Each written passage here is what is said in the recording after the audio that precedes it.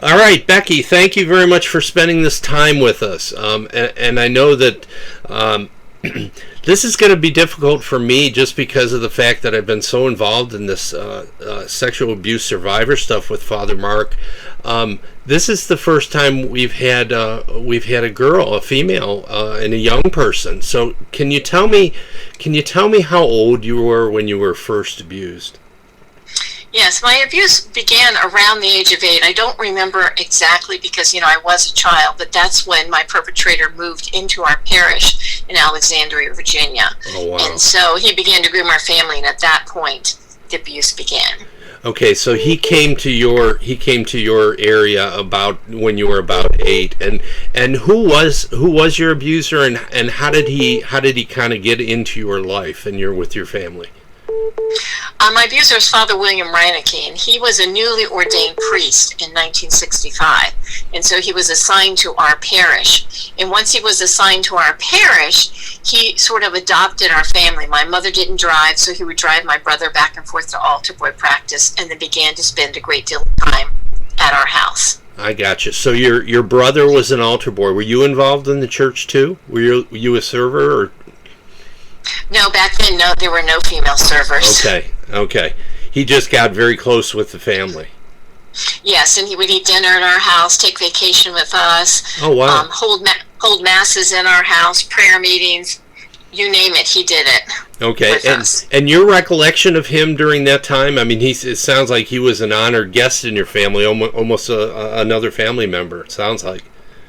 Yeah, he became a friend of my family. He would eat dinner at our house and then stay over and have a beer with my parents and play cards. He was a friend to all of the parents in the neighborhood. Everybody loved him. Yeah, wow. Okay, and how long, do you remember how long your abuse lasted? I mean, how long did he take advantage of you from about 8 until what age? I don't know exactly, but he was part of our parish from about the age of 8 till about the age of 12. And then at that point, he was transferred to another parish where he abused others. I got you. So you do know that he went on to abuse other people at other locations? Yes, I do. In fact, I have spoken to 2 of the victims that he abused after me. Oh, wow. Okay. Now, were those female also, or was it? No, those were male. Oh, wow. Okay. All right. So tell me a little bit about the time between when you believe the abuse ended with Father Reinecke and your first recollections as an adult. It was quite some time, as I understand. It was 40 years, and although I did not remember, it affected my entire life. I never felt normal, never felt lovable.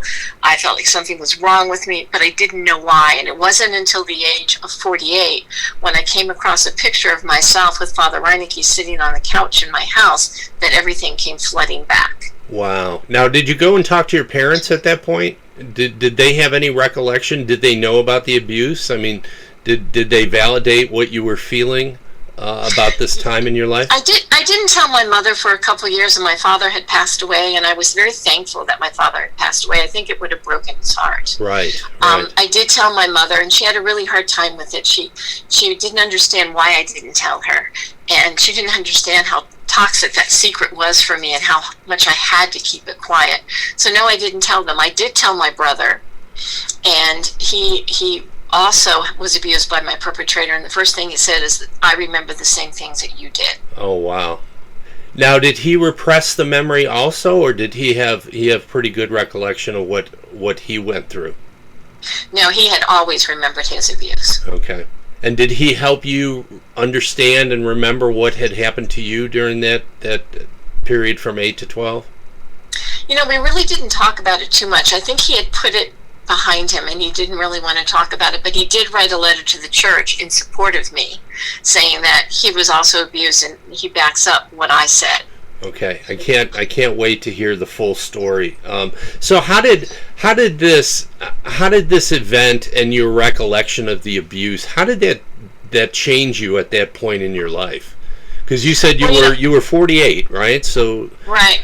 So I went through a period where I basically relived the abuse, and all the emotions I had as a child came back. The shame, the embarrassment, the fear, everything came back. And so I lived in this dark hole for a while, and I went to the church hoping they would help me to reassure me and to tell me it wasn't my fault. And, Right. and when I went to the church, I didn't get any of these things. And I fell into a worse depression, and someone suggested that I contact SNAP, which is Survivors Network of Those Abused by Priests. Okay. So I got the courage and I called, and that was the first time that I ever really talked to another survivor. And I found that incredibly healing. And so from that point forward, I began to heal. And as I began to heal, I wanted to help others. And so I became a leader in SNAP. Right. And you also became a board member, so you got very, very involved in this. So this was a huge part of your life. Yes, I've spent hours and hours working and volunteering for SNAP, but what you have to understand is every hour I've spent has been healing for me. So I think I've gotten more out of my volunteering than other people. And so, I've answered the helpline. I've been honored with survivors telling me their stories. I've helped people go to the police station. I've advocated for change in legislation. But all of these things have helped me to heal and become stronger. That's beautiful. That's absolutely beautiful. And I guess that just shows that God can make goodness out of a tragedy that you had to endure as a young girl.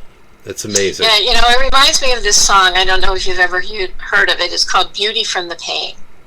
No. And it talks about someone who's in a great deal of pain and how beauty is brought from that pain. Wow. And it's beauty from the pain.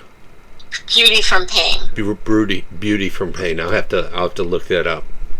That's amazing. What an amazing story, Becky. I can't wait to hear the full story on this Saturday, September 25th at St. Luke's Episcopal Church in Alexandria, and learn more about SNAP, and you're going to be bringing some resources so people can actually feel like they're doing something that's going to support the abused and also try to eliminate it in the future. So we very much thank you for all that effort. And I look forward to meeting you and hearing the whole story, and I hope that other people will join me on that on September 25th at St. Luke's. Well, I'm honored that you've asked me, and I'm thankful for Father Mark White for doing this speaker series, because I think it's important to reach out to survivors, so I really appreciate it. Yeah, thank you so much. We really appreciate it. And we will talk to you in the future. Thank you.